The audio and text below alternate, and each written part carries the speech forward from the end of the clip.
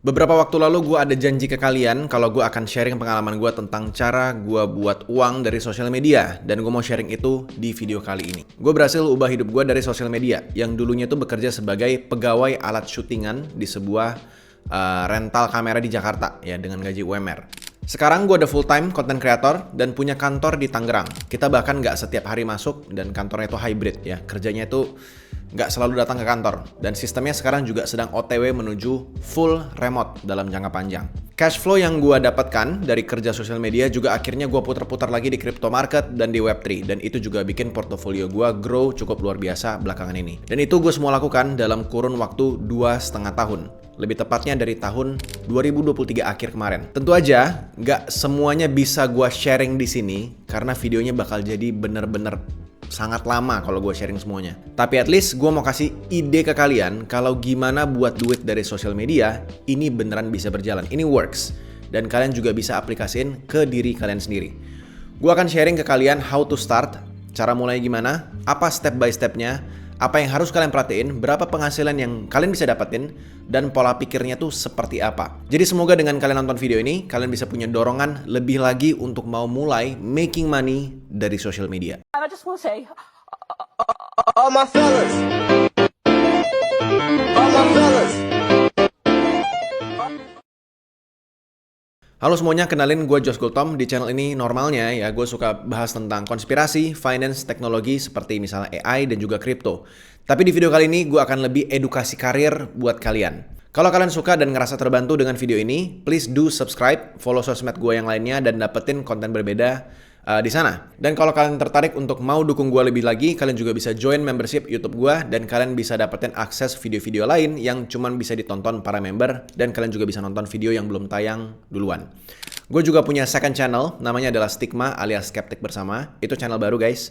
Isinya tuh ngomongin hal-hal yang jauh lebih konspirasi ya dan entertainment juga isinya. Dan itu bisa nemenin kalian makan atau nemenin kalian sebelum kalian tidur ya, dan visualnya itu juga high production videonya. Kalau kalian tertarik silahkan mampir-mampir channelnya, linknya gua kasih di bawah. Oke guys, kita mulai aja langsung ke video ini.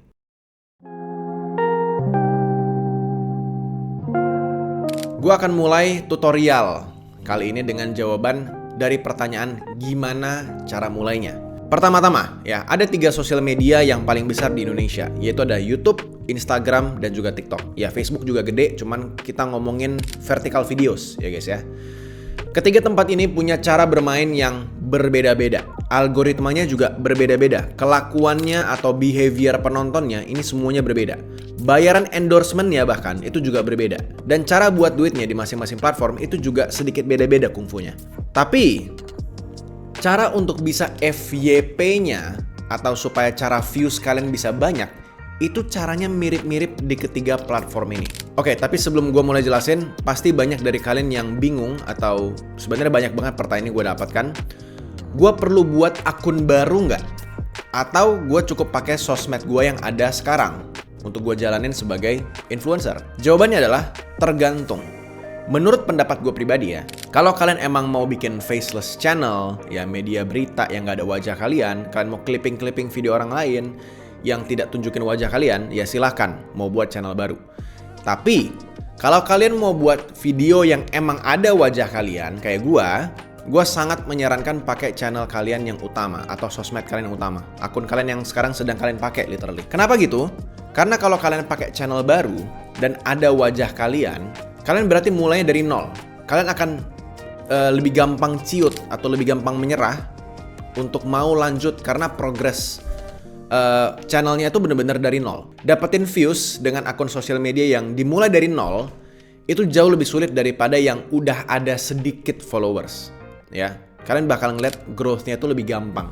Gue gak bakal bahas tentang yang faceless channel yang tadi gue mention di sini karena bakal terlalu panjang videonya, itu kayak pembahasan yang luar biasa beda. Tapi kalau kalian tanya apakah bisa bangun faceless channel dan dapetin duit, bisa. Tapi metodenya beda lagi cara cari duitnya.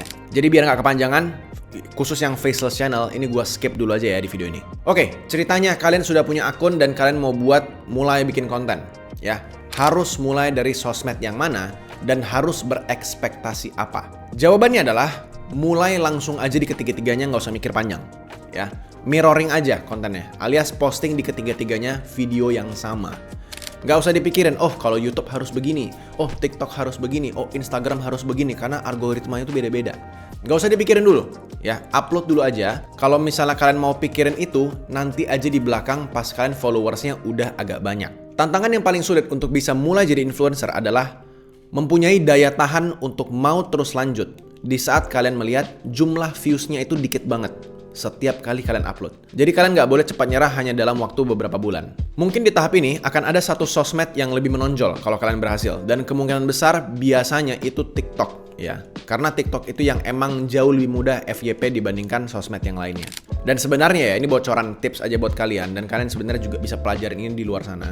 Sebenarnya untuk membuat sebuah video vertikal yang gampang viral, itu tuh ada rumusnya. Kalian tinggal ikutin step by step dan kalian tinggal lakukan repetisi berkali-kali aja. Nggak mungkin dari 10 video yang kalian buat, nggak ada satu yang viral tuh nggak mungkin. FYP lah at least, 10.000 views, 50.000 views, bahkan sampai ratusan ribu, jutaan itu bisa sangat dilakukan kalau kalian tahu rumusnya. Dan itu sangat bisa dilakukan berkali-kali.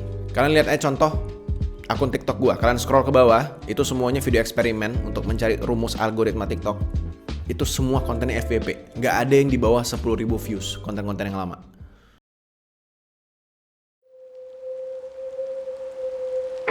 Oke, pertanyaan yang paling sering gue dapatkan adalah harus buat konten apa? Ya, ini adalah pertanyaan paling sering ditanyain, paling luas. Kita ini harus buat apa sih, Josh? Kita harus bikin konten apa? Bikin konten finance kah? Bikin konten lucu-lucuan kah? Bikin konten apa sebenarnya? Ya, harus buat apa? Apakah harus konten yang gue emang suka atau bikin konten yang orang-orang suka? Untuk pertanyaan ini, ada mitos yang gue mau hapus dari otak kalian, ya. Kalau kalian pernah dengar kalimat, buat dulu aja kontennya, bahas apapun yang lo passion, ntar audiensnya bakal datang kok, gitu. Menurut gua, ini agak bullshit kalimatnya. Kalau kalimatnya cuman berhenti sampai di sana, ya. Kenapa gitu? Gua adalah contoh utamanya, ya. Gua dulu di YouTube itu tuh dan di TikTok itu ngomongin tentang lucid dreaming. Bagi kalian penonton gue yang lama pasti tahu tentang ini, ya. Bagi kalian nggak tahu apa itu lucid dreaming, ini basically adalah kemampuan untuk bisa ngendaliin mimpi pas kalian lagi tidur. Segoblok itu yang gue bahas, ya. Gue bikin tutorialnya, gue ceritain pengalaman gue, fakta dan mitosnya kayak gimana, bahayanya apa yang bisa dilakuin di dalam mimpi, hal-hal unik apa aja yang bisa dilakukan, dan literally semua angle gue bahas. Apakah ada viewsnya? Di YouTube, probably gue adalah konten lucid dreaming paling besar di Indonesia. Tapi viewsnya itu dikit banget. Untuk bisa dapetin 1000 views, itu gue rasa udah hebat banget. Itu wah, seminggu bisa dapat 1000 views. Wow, hebat sekali gitu. Tapi beda di TikTok nih. Di TikTok gue dapetin views dari puluhan ribu sampai jutaan hanya dari konten lucid dreaming. Dan itu konsisten jumlah viewsnya. Followers gue itu juga growth-nya gila-gilaan di TikTok. Ini dikarenakan behavior warga TikTok dan YouTube itu tuh bener-bener jauh beda. Di YouTube itu tuh orang lebih serius. Tapi di TikTok orang lebih receh. Makanya konten lucid dreaming tuh laku banget di TikTok. Tapi ada satu masalah yang gak gue perhatiin dari dulu, ya. Gue terlalu fokus sama nyenengin followers gue dengan kasih mereka konten lucid dreaming terus-menerus. Yang dimana gak ada satupun brand yang mau promosi akun sosmed yang ngomongin lucid dreaming. Kalian coba pikirin big brand-brand besar yang punya duit yang mungkin bisa gelontorin puluhan juta sampai ratusan juta untuk influencer. Ya, pikirin brand-brand itu, nama-nama brandnya di kepala kalian. Brand mana yang mau promosiin produk mereka atau jasa mereka ke konten kreator yang ngomongin tentang cara ngendalin mimpi pas tidur? Gak ada. Itu dianggap konten halu. Ya, jadi walaupun gua grow banget nih secara followersnya, jumlah followersnya gede, tapi gue gak ada bikin duit sama sekali dengan ngomongin konten lucid dreaming terus-menerus. Followers gue mungkin ratusan ribu, tapi gak ada brand masuk. Kalaupun ada, brandnya tuh gak jelas atau uangnya kecil. Di TikTok itu followers gue gede dan jumlah viewsnya sampai jutaan, itu bener-bener nol, gak ada duitnya. Sementara YouTube ya mungkin cuma dapat 1 juta per bulan. Dengan bikin naskah, syuting video panjang segala macam, itu effortnya itu rugi lah basically. Yang ada beneran gue cuma capek doang, ya. Akhirnya itu semua gue tinggalin dan gue bikin konten dengan niche yang baru yang ada brand di balik narasi yang gue bawain. Begitu konten gue yang ada brandnya itu FYP, endorsement langsung banjir masuk di bulan itu juga. Literally pas gue ganti niche dan konten gue itu langsung viral atau FYP lah, di bulan yang sama endorsement langsung masuk dan itu masuk beberapa brand. Sekali lagi guys, gue gak bisa terlalu cerita panjang banget ya. Cuman intinya, Kalau kalian mau buat niche, pilih niche, carilah niche yang emang ada penontonnya dan ada brand di baliknya, narasinya ada brand di baliknya. Kalau kalian mau buat konten atau yang konten itu industrinya emang tidak ada brand di baliknya kayak lucid dreaming tadi, pastikan itu bisa viral, bisa FYP dan banyak penontonnya. Sehingga pada saat followers kalian udah banyak, kalian bisa switch ke niche yang lain yang ada brandnya dengan starting point jumlah followersnya emang udah banyak sehingga endorsement mau masuk. Ya jatuhnya kayak kasus gua lah.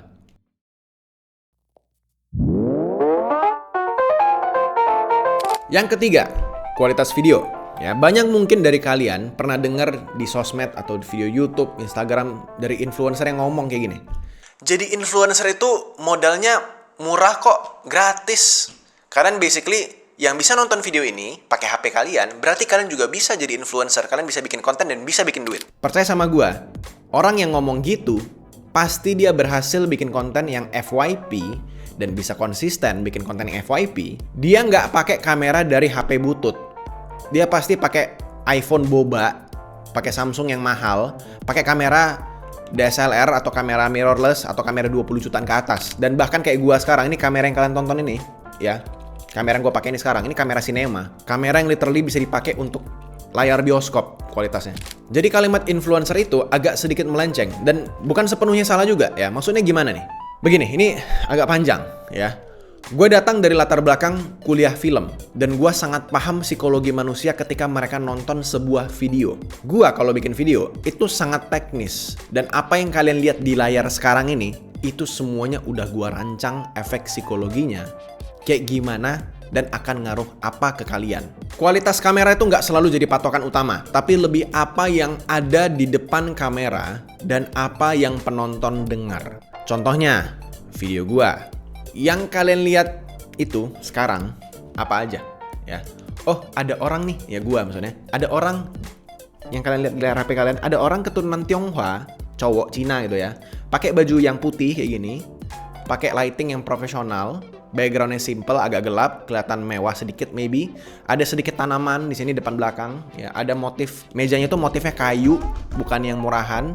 Ada mikrofon profesional, ada lampu gede di belakangnya ini, ya. Suasananya sinematik gitu. Ini kelihatan seperti high quality production yang di syuting pribadi, bukan sama stasiun televisi. Beda gitu. Studio pribadi. Apa nih yang terjadi di alam bawah sadar kalian ketika kalian nonton? Oh, orang ini bisa bikin setup yang elegan dan kelihatan mahal. Karena dia bisa bikin video dengan setup seperti ini. Orang ini harusnya pinter atau at least mungkin saja punya duit. Ya harusnya orang ini tahu sesuatu yang gue nggak tahu. Mukanya Cina lagi. Ya itu mungkin ada di alam bawah sadar kalian tanpa kalian mikir. Kalian harus tahu ya. Kalian mungkin mau bilang diri kalian nggak stereotype, nggak rasis gitu. Tapi dengan wajah gue yang seperti ini, interface UI-nya, ya casingnya seperti ini, sipit seperti ini, gue sangat yakin banyak di antara kalian yang jadi lebih percaya sama gue ketika gue ngomongin tentang finance. Kalian coba jawab jujur. Gue bukan bilang gue nggak ngerti finance ya. Tapi coba kalian jawab jujur di lubuk hati kalian yang paling dalam. Apakah karena wajah gue Cina, kalian jadi sedikit lebih berpikir kalau gue ngomongin finance, gue kelihatan legit atau kedengaran legit?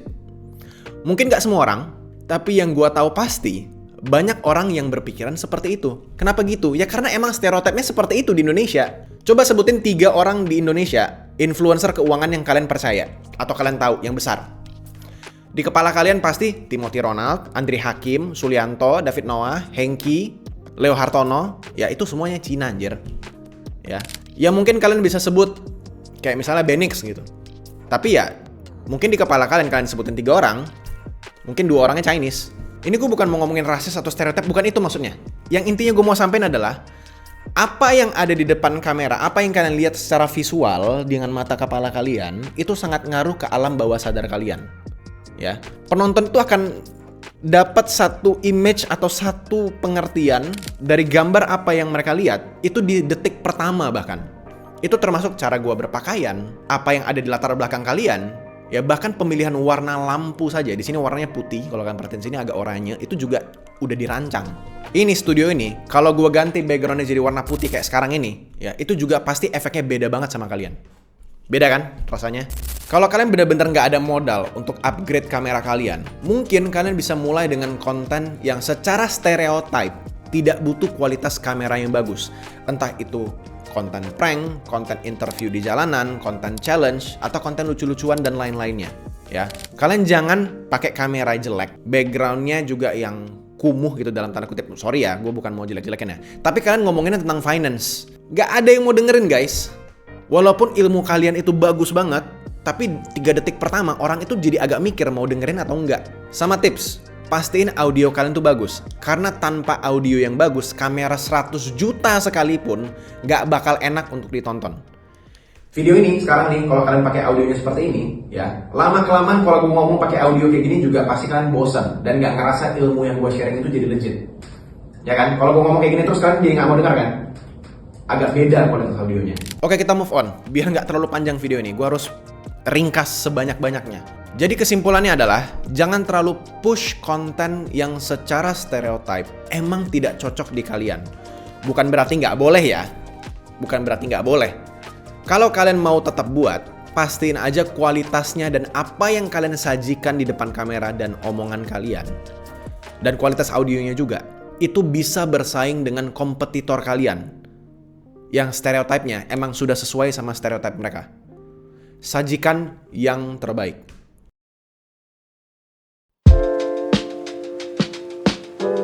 Yang keempat, cara cari duit. Jadi influencer. Ya.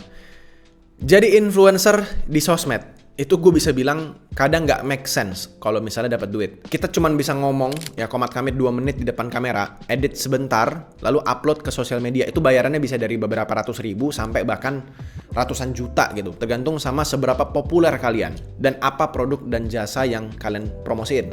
Ini adalah pekerjaan yang kalian itu semakin lama dikerjain dan kalian semakin grow. Invoice yang kalian tagihin ke klien itu juga naiknya jauh lebih signifikan dibandingkan kenaikan gaji UMR. Cara buat uang jadi influencer itu juga ada banyak banget kungfunya. Ya, mulai dari AdSense kalau di YouTube, private community atau membership, endorsement, sponsorship, affiliate, diundang ke event dan dibayar, jadi speaker di event, bikin seminar atau webinar, dan macam-macam. Guys, ada banyak banget.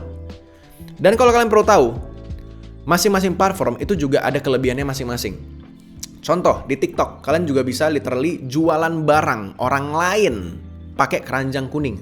Ya, ini gelasnya bagus guys, kalau kalian tertarik pakai keranjang kuning. Ya mungkin nggak kayak gitu videonya, cuman maksudnya kalian bisa promosin barang orang lain dan orang lain beli pakai keranjang kuning kalian. Namanya adalah affiliate. Kalian bisa promosiin barang yang profit marginnya itu gede atau profit marginnya oke di TikTok. Bikin terus videonya dan jangan cuma sekali. Dan enaknya di sini kalian nggak perlu mikirin harus stocking barang, packing produk, kirim sana sini, bodo amat ya. Yang kalian cuma lakuin adalah bikin video untuk affiliate. That's it. Di YouTube ini juga sama. Kalau kalian lihat di deskripsi video ini di kolom komentar di bawah, di situ ada rekomendasi barang-barang yang kalian bisa beli di Shopee. Ya, dan ini juga fiturnya ada di Shorts. Tiap kali orang klik link itu dan dia belanja barang itu ataupun barang yang lain yang ada di Shopee, apapun barangnya, ya, kreatornya bakal tetap dapat duit dari komisi. Ya mungkin gue juga bisa bilang ini ke kalian ya. Misalnya kalian ngerasa terbantu nih dengan video ini dan emang kalian lagi pengen belanja sesuatu nih di Shopee. Tolong klik link produk apapun yang ada di bawah. Ya misalnya gue contoh banget nih, kalian langsung lihat nih contohnya. Gue promosin buku ini nih, nah nih YouTube ya. Ini gue beneran ada promosi barang ya. The Art of Seduction. Ini gue promosin di buku ini di sini nih depan kalian. Kalian klik link yang ada di bawah, link Shopee. Kalian masuk ke Shopee, terserah kalian mau beli barang apapun.